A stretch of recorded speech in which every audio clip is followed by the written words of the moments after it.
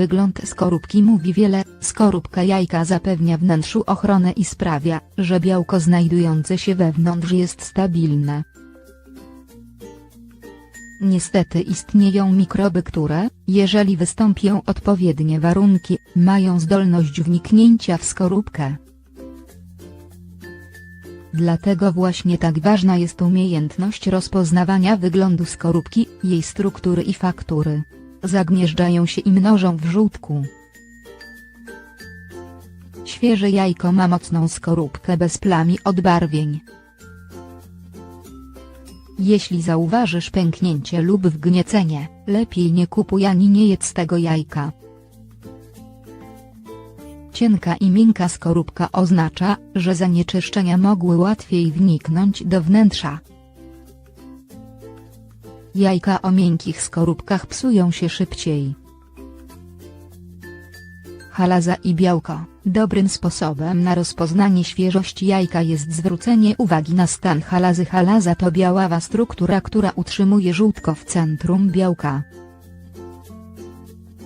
Kiedy rozbijesz jajko i przelejesz jego zawartość do miski czy szklanki, zwróć uwagę na to, czy chalaza jest w całości i można ją łatwo dostrzec. Im wyraźniejsza chalaza, tym świeższe jajko. Jeśli tak, twoje jajko jest świeże. Przyjrzyj się też dokładnie białku. Jeśli rozlewa się ono łatwo i jest rzadkie, może to oznaczać, że masz nieświeże jajko.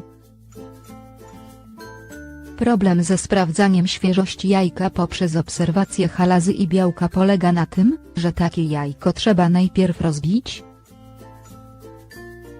To nie jest możliwe w sklepie czy na targu. Na zakupach musisz zwracać uwagę na inne kwestie, na wspomniane wyżej cechy skorupki.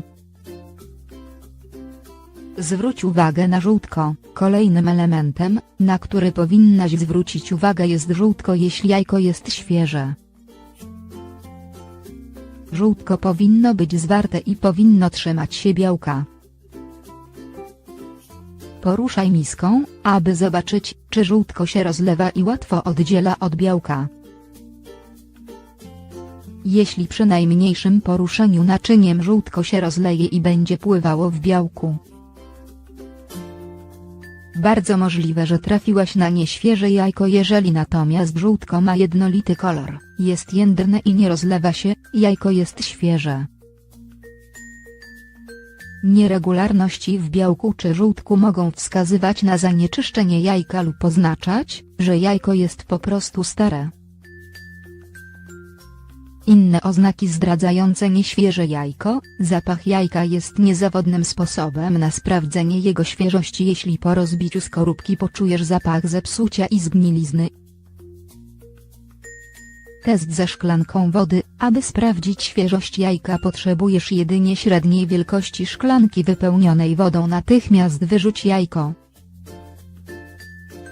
Następnie umieść jajko w wodzie.